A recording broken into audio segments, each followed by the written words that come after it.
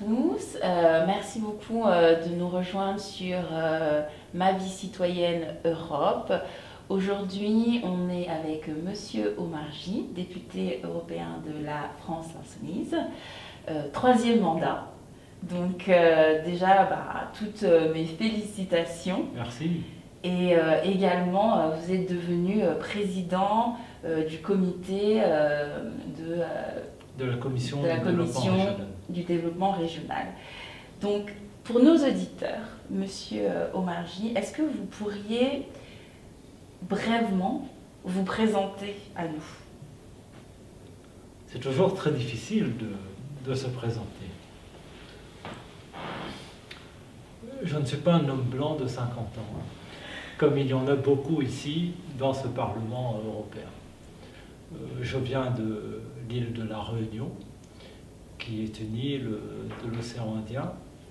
Pour ceux qui ne connaissent pas, parce qu'il y en a qui ne connaissent pas forcément les îles dans le monde, qui est une île qui se situe entre Madagascar, la Grande Madagascar, et l'île Maurice. Mais l'île de la Réunion a une particularité, c'est qu'elle est une région française, car l'histoire a voulu que la France prenne possession de cette île, et l'histoire de cette île est liée à la France. Et c'est pourquoi les Réunionnais ont des représentants au Parlement européen, et c'est ainsi que je suis devenu député européen, député de l'ensemble des Outre-mer en réalité, et aujourd'hui député européen sur la liste de la France insoumise. Que vous dire d'autre? Que je suis juriste et que je mène des combats ici, dans ce Parlement européen. Ils sont nombreux. Des combats qui sont tous liés en réalité par rapport aux valeurs que je porte. Oui, on va revenir à vos combats, mais juste pour revenir en arrière, donc ces élections européennes, maintenant qu'elles sont au niveau national, vous n'êtes plus juste député des DOM-TOM, vous êtes député de toute la France. Mais également... de toute l'Europe. De toute l'Europe, carrément. C'est encore mieux. Mais en regardant les résultats, et au niveau national et au niveau les résultats régionaux, on constate que le Rassemblement national a fait quand même un très très très bon, si ce n'est un carton plein dans les DOM-TOM. Pourquoi cela, à votre avis? C'est quand même incroyable que le Front National ait pu faire des scores si élevés dans le pays d'Aimé Césaire, en Martinique, qu'il ait pu faire des scores si élevés dans un pays comme la Guadeloupe ou la Réunion. Je laisse de côté Mayotte, où peut-être les problèmes liés à l'immigration peuvent expliquer en partie ce résultat, mais ailleurs. Qu'est-ce qui s'est passé? Qu'est-ce qui se passe dans la tête des ultramarins? Il y a beaucoup, sans doute, de raisons sur lesquelles on n'a pas encore fini, en réalité, de réfléchir. Vous dire que d'abord, c'est un choc. Et il faut prendre la mesure de ce qui s'est passé. Et je n'ai pas le sentiment, aujourd'hui, que les responsables politiques des Outre-mer se rendent compte de la signification de ce vote. Ça veut dire que nous sommes, d'une certaine manière, recolonisés dans nos têtes. Et ça, c'est très dangereux, parce que nous avons essayé de faire, pendant des décennies, un travail pour décoloniser les esprits. Et puis la deuxième chose, c'est que ce vote signifie aussi la très grande souffrance et l'abandon des Outre-mer. Ces Outre-mer qui sont tellement oubliés, qui sont les régions les plus pauvres de l'Union européenne. Je suis bien placé pour le savoir, puisque je traite de l'ensemble des régions d'Europe. Et selon tous les critères, toutes les statistiques, nous sommes vraiment les plus mal traités par notre État membre avec d'autres régions bulgares. la souffrance et la désespérance dans ces pays conduisent aussi vers le vote du Front National. Mais il n'y a pas que cela. Il faut aussi garder en tête qu'on présente toujours les Outre-mer, en tout cas je parle de la Réunion, comme des pays où la coexistence est formidable, une très grande entente entre les uns et les autres. C'est sans doute vrai, en partie, mais ce sont aussi des îles dans lesquelles survivent les stigmates d'une histoire marquée par l'esclavage et la colonisation. Et comme au Brésil un peu, où vous avez une société qui est à la fois en partie métissée, mais vous avez aussi des petites bourgeoisies blanches qui, dans un contexte un peu compliqué, vont vers ce vote du Front National. Ce sont des pays très fracturés en réalité, où il y a des survivances de racisme dans certaines sphères de la population. Ça n'explique pas en totalité ce vote important pour le Front National, mais quand même. Et il faut donc qu'on commence véritablement à réfléchir sur ce qui s'est passé. J'ai l'impression que personne ne fait ce travail. Puisque passer les élections tout de suite, on repart, tout le monde repart sur autre chose.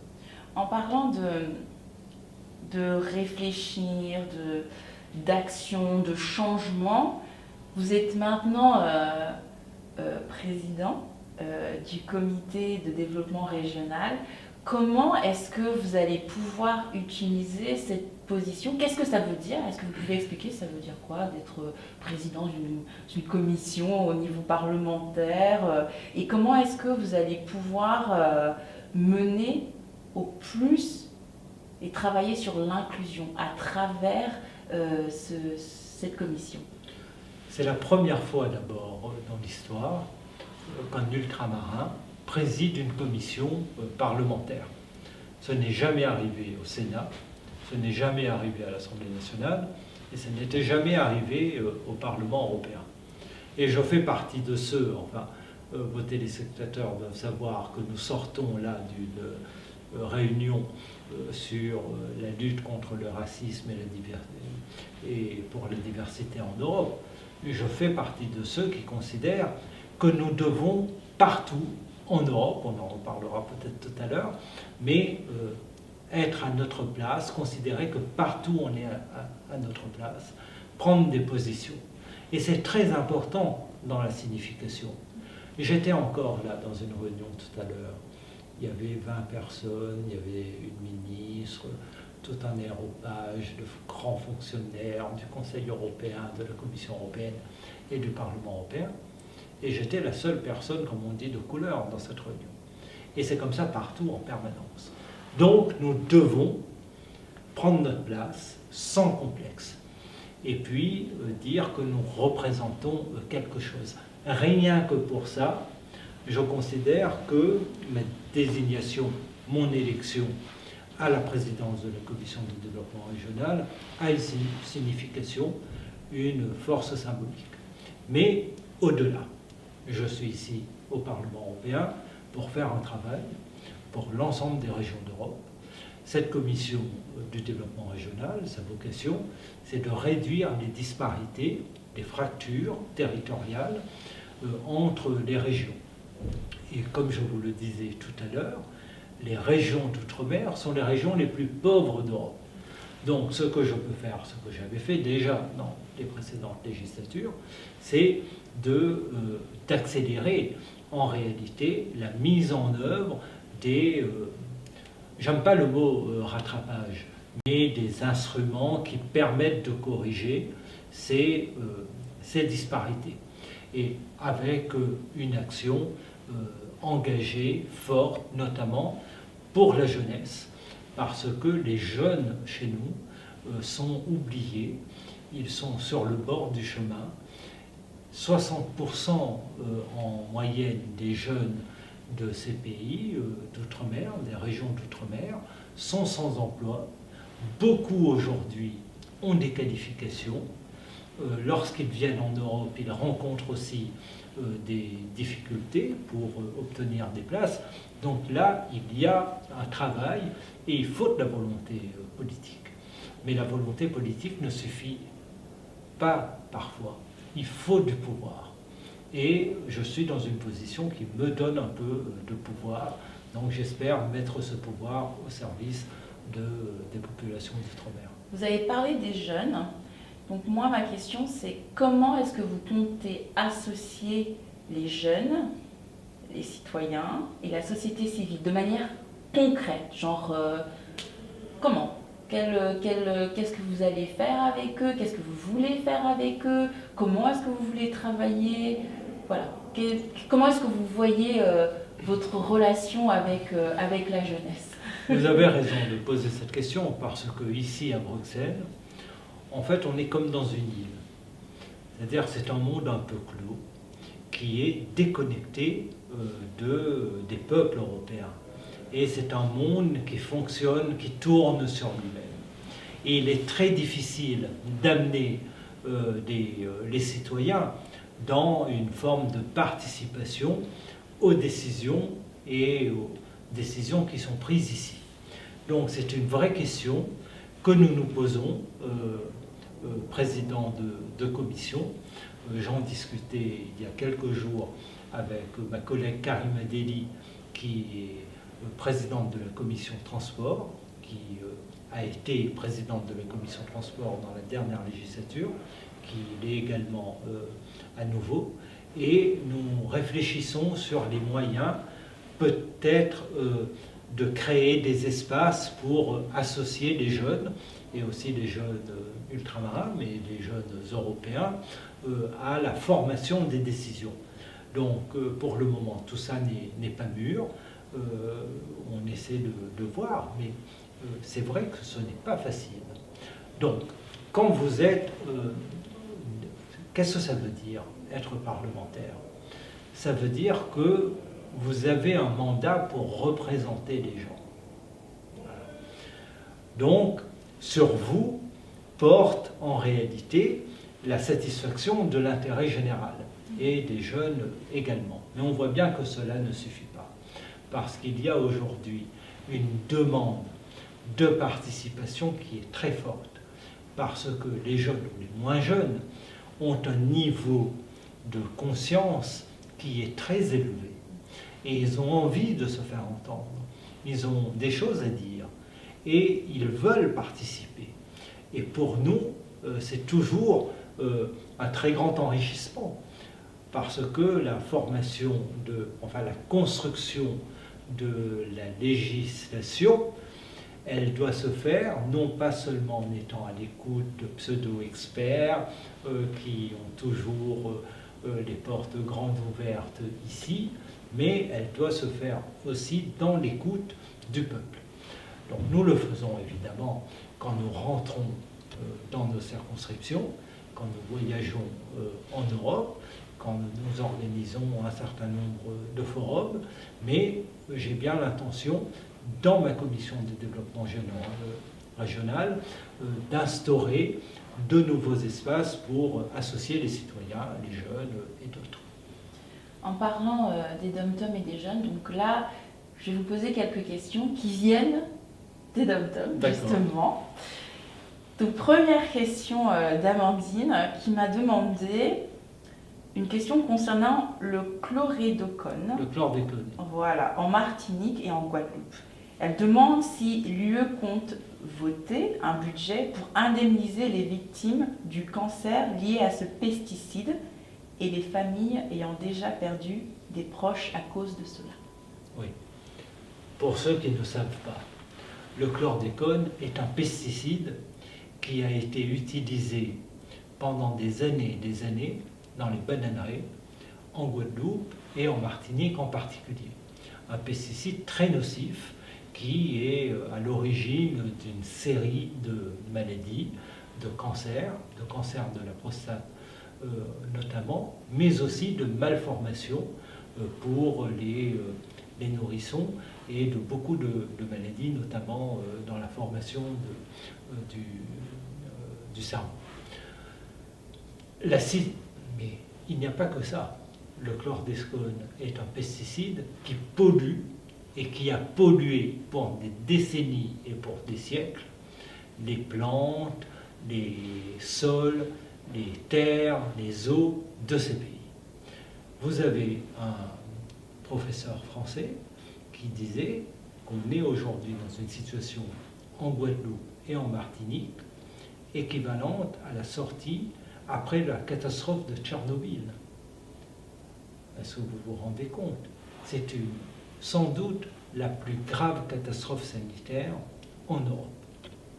Elle s'est faite en France, c'est-à-dire en Guadeloupe et en Martinique, alors qu'aux États-Unis, ce produit avait été interdit dès 1979 et elle s'est poursuivie jusqu'en 1992 avec la complicité de l'État. La question de l'indemnisation est une question qui se pose à l'État français. Ce n'est pas l'Union européenne, ce n'est pas dans les compétences de l'Union européenne d'ailleurs que de le faire. Mais nous ici en Europe, et je l'ai fait, et je renvoie vos auditeurs à mes prises de position dans la commission environnement et dans la commission pesticides qui avait siégé l'année dernière, nous poussons la France à le faire. Et nous disons à la France qu'elle n'a pas respecté un certain nombre de règles. Mais au-delà, aujourd'hui, ce qu'il faut, c'est d'abord reconnaître qu'il y a des victimes du chlordécone. Figurez-vous que le président Macron, lorsqu'il est parti aux Antilles, a presque nié aux personnes atteintes de maladies leur statut de victime. Ces personnes sont abandonnées à leur sort. Vous avez aujourd'hui un état de sous-investissement dans les services publics, notamment de la santé en Guadeloupe et en Martinique, qui est tel que les services ne peuvent pas prendre en charge des personnes qui sont atteintes de maladies, et souvent de maladies rares, et qui n'ont pas les moyens de venir en France, ou alors dans des conditions très compliquées, parce qu'il n'y a pas la famille, etc., etc. Et la France les abandonne. La France ne fait rien. Donc c'est une honte. Et ce qu'il faut aujourd'hui, c'est un plan d'urgence, d'abord pour aider les victimes, et puis aussi pour reconstruire le pays en tenant compte de cette donnée. Nous faisons beaucoup d'efforts, nous, par exemple, en Europe, pour aider ces pays à aller vers la diversification des cultures. Et puis aussi pour créer des filières pour l'élevage et tout. Mais tout ça se construit sur un terrain qui est empoisonné par le chlordécone. Et vous avez des scientifiques qui disent actuellement qu'il ne faut pas manger de la viande dans ces pays.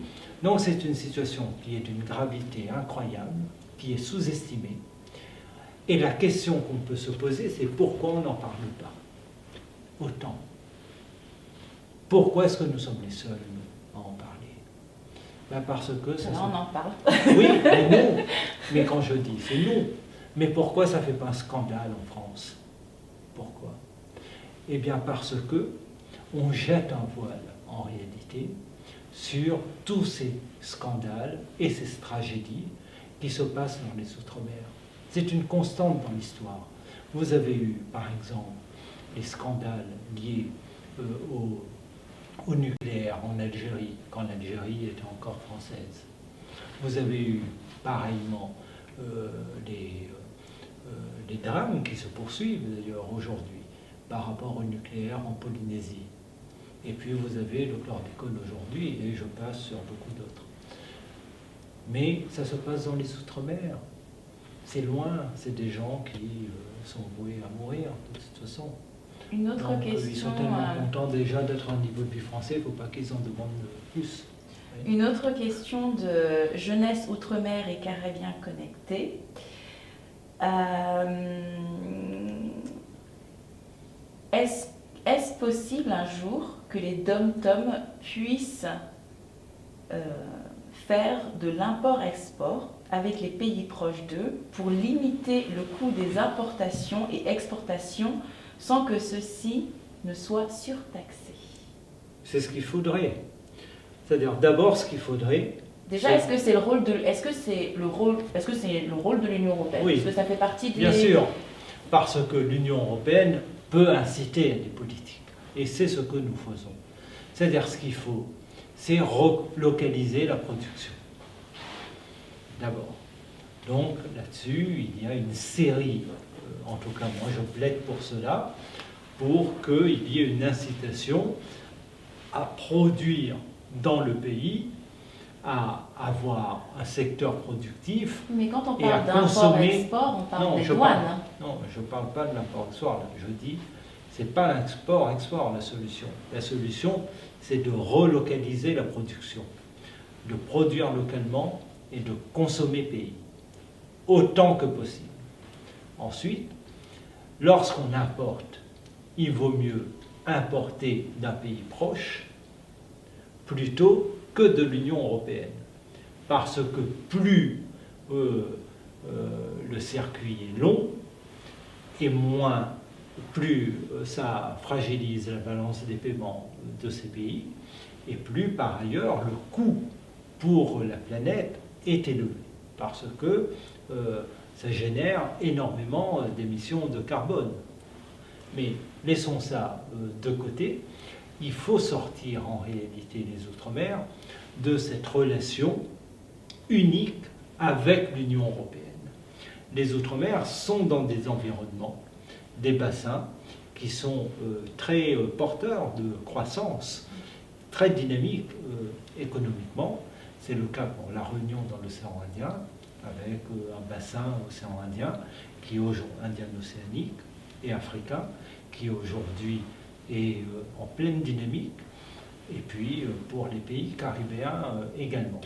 Donc il faut que ces pays s'insèrent dans ces échanges-là, plutôt qu'ils restent dans cette relation unique avec l'Union européenne, Mais qui ces n'a que échanges-là- des désavantages. Ces échanges-là se font et sont traités au niveau de l'Union européenne à travers des accords commerciaux. Absolument. Alors, bon ou pas bon les accords commerciaux? Mais, C'est ma question. mais catastrophiques. Les accords commerciaux sont catastrophiques. Mais vous venez de dire qu'il faut que les pays de la Réunion fassent affaire avec les pays qui sont autour d'eux. Oui, Les pays qui sont autour d'eux oui, mais sont pas de- des pays non, qui mais- font en général Non. partie des accords commerciaux. Oui, avec... précisément. Mais c'est tout ça qu'il faut changer. Parce que l'Union, prenez l'exemple du Mercosur. Bon. L'Union européenne conclut un accord avec les pays du Mercosur, mais sans tenir compte de la Guyane, de la Guadeloupe et de la Martinique, mais en fonction des intérêts de l'Europe ici et des intérêts de ces pays-là. D'accord ? Et sans qu'à aucun moment les intérêts de ces pays ne soient pris en compte. Mais est-ce que c'est pas la faute des... Parce que la Guyane et la Réunion, c'est la France. Donc, Oui. est-ce que c'est pas alors la faute de la France, c'est pas la faute des représentants de ces régions-là s'ils ne sont pas pris en compte? Parce que la procédure d'un accord commercial, ça se fait pas en 2 temps, c'est quand même très long. Enfin, pour le Mercosur, par exemple, Oui, c'est des rounds de négociations qui durent sur des depuis, décennies. Voilà, donc où est-ce que ça... Je vais vous dire, moi je vous le parle problème. globalement de la philosophie sur les accords de libre-échange. Je suis contre cela. Ensuite, lorsqu'un accord comme le Mercosur, il faut d'abord savoir que la Commission européenne négocie seule ces accords, toute seule. Au départ, vous avez un mandat de négociation qui est donné par les pays, et la Commission a une compétence exclusive. Et à la fin, le Parlement européen a la possibilité de dire oui ou de dire non. Sur le Mercosur, je vais vous prendre un accord plus parlant, l'accord UE-Équateur. Ce que nous essayons de faire, et ce que j'ai essayé de faire, c'est dans cet accord d'introduire un certain nombre de dispositions, en tout cas de demander à l'Union européenne, d'introduire des dispositions pour tempérer les effets négatifs de ces accords pour la Guyane, la Martinique et la Guadeloupe, ce que j'ai obtenu. Pareil sur les accords sucre que l'Union européenne peut conclure avec les pays et qui auraient un impact sur la Réunion. Mais nous corrigeons des effets négatifs. Et nous demandons la France à agir auprès de l'Union européenne également pour cela. Mais ce n'est pas ça qui va permettre de créer un commerce qui soit gagnant-gagnant entre les pays qui sont nos voisins et les régions d'outre-mer. Parce que ces accords, ils seront perdants pour nous si ce sont des accords Union européenne avec ces pays. Nous sommes sacrifiés sur l'autel d'intérêts qui nous dépassent. Donc ce devrait être des accords France-Mercosur ? Compte tenu du volume de... Donc il faut des accords régionaux, c'est-à-dire envisager un espace, c'est quelque chose de très limité, mais des échanges quasi bilatéraux, en réalité, entre la Martinique et les pays voisins, la Guyane, les pays voisins, la Guadeloupe, les pays voisins, en fonction de leurs intérêts, sur un certain nombre de domaines. Vous prenez le niveau, par exemple, de recherche dans nos régions d'outre-mer, il est souvent à un niveau plus élevé que dans nos pays. Nous avons des choses aussi à apporter à ces pays. Et puis nous avons aussi des choses à prendre.